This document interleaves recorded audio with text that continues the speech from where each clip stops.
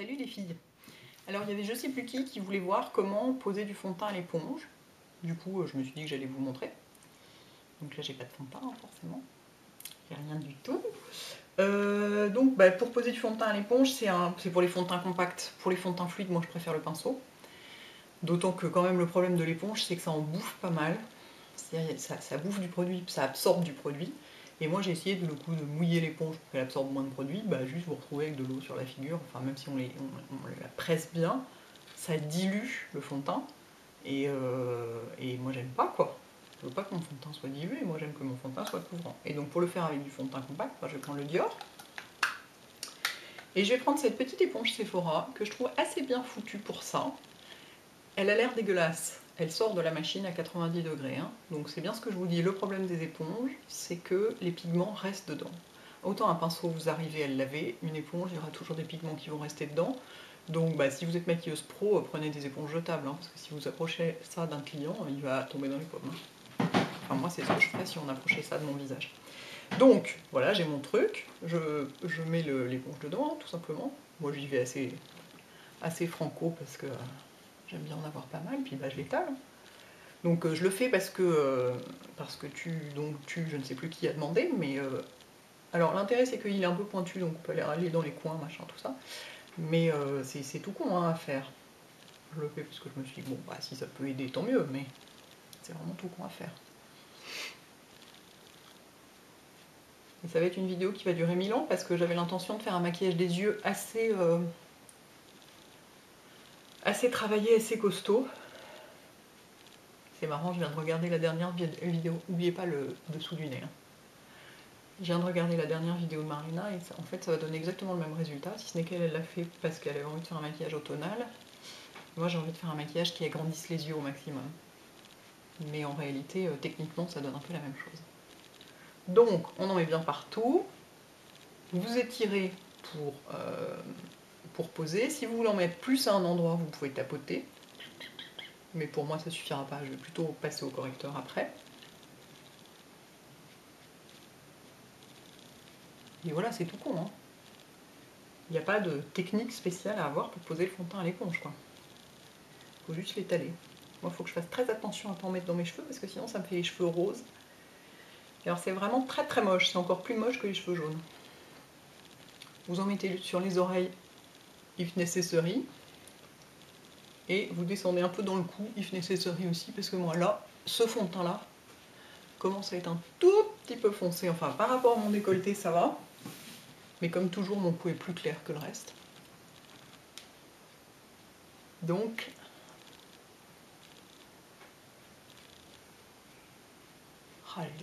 le tour de la bouche qui est très pigmenté, c'est d'une laideur absolue. Je suis la seule à m'en rendre compte, évidemment, comme d'habitude. Voilà, c'est tout.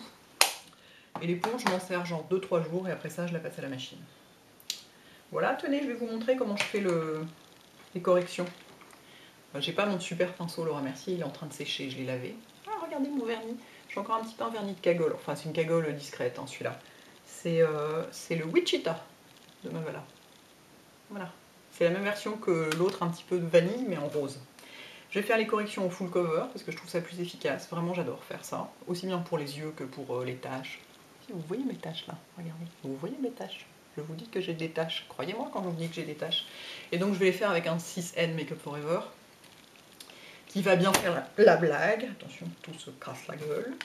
Donc, j'en mets un petit peu sur le dos de ma main. Touc. Genre ça. Si on n'a pas assez, j'en prendrai. C'est hyper couvrant le full cover.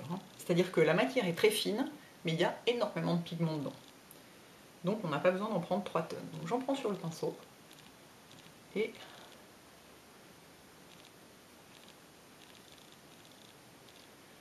j'essaye de masquer un peu ce désastre effroyable qui couvre mon front.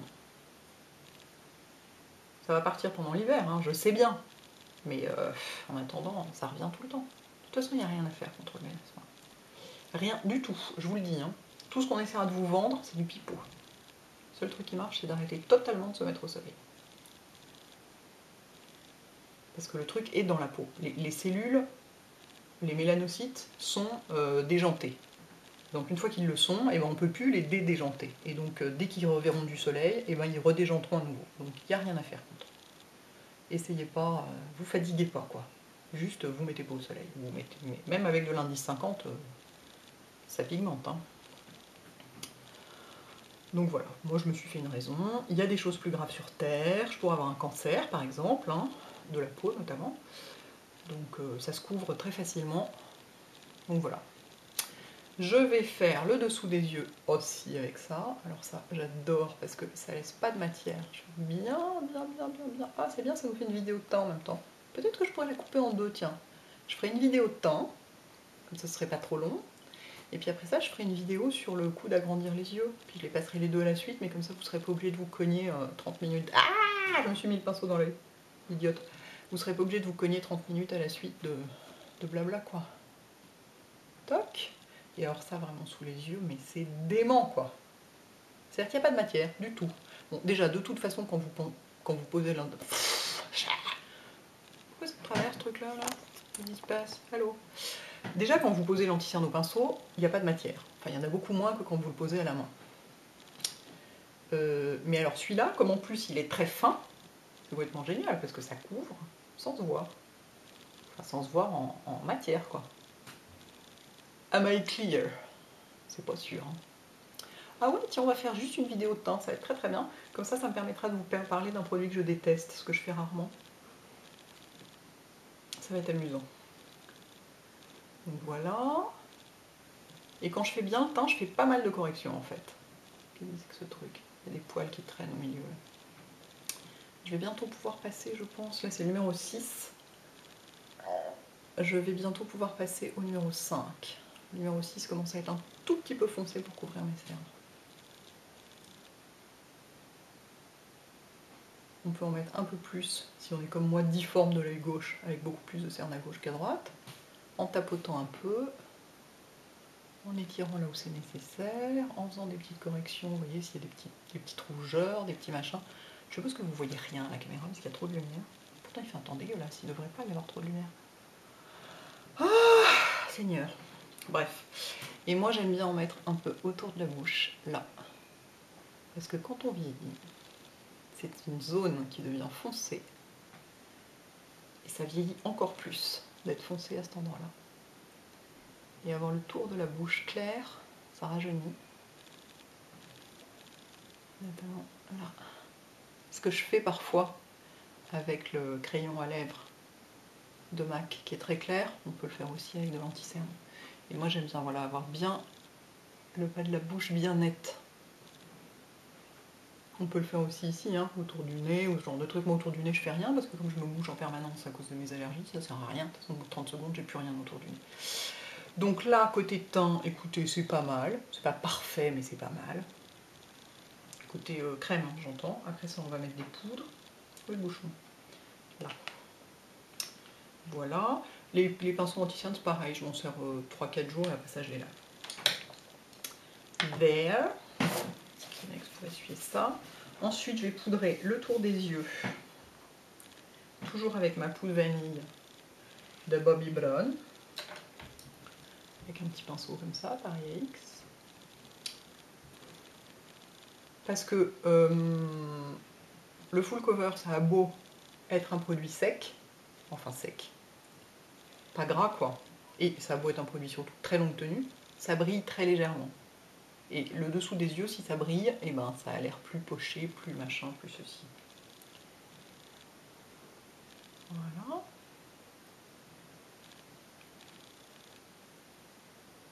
Moi j'en mets au-dessus systématiquement parce que j'ai l'habitude, mais en fait c'est pas du tout obligé, surtout si vous mettez une base, machin, tout ça, ça se justifie pas vraiment de faire ça. Et alors c'est là qu'intervient le produit que je déteste. L'autre jour, par l'odeur alléchée, je suis allée m'acheter ceci. Les météorites de Guerlain, 45 €. Oui, en boutique c'est 45 €. Chez Sephora c'est genre 40, 41.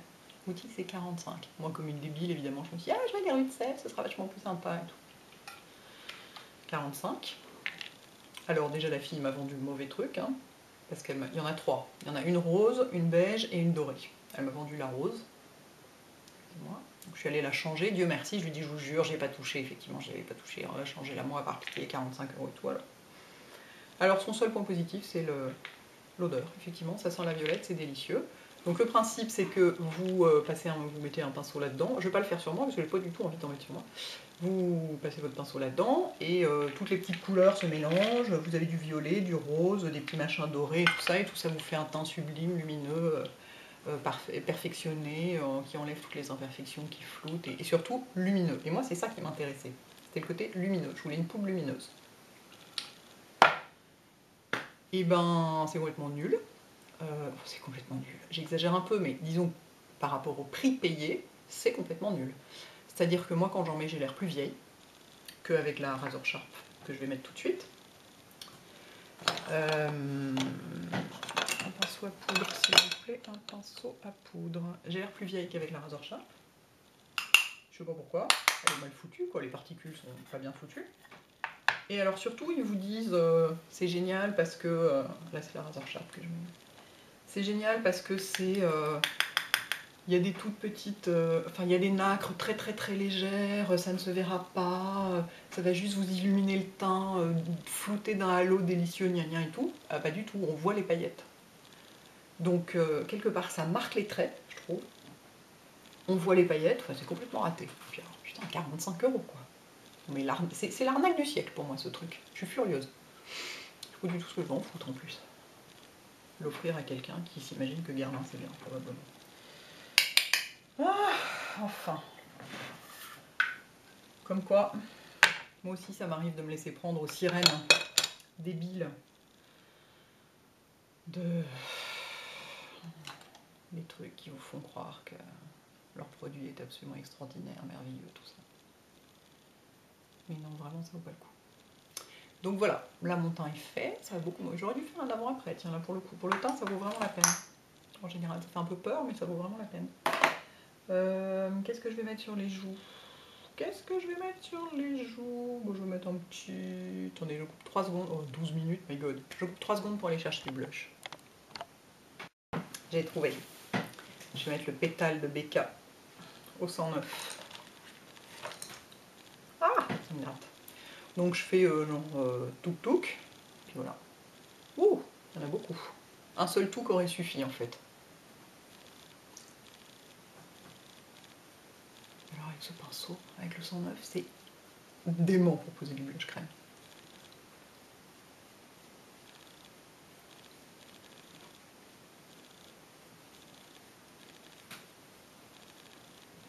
Bien fondre. Hein. Pas avoir de démarcation.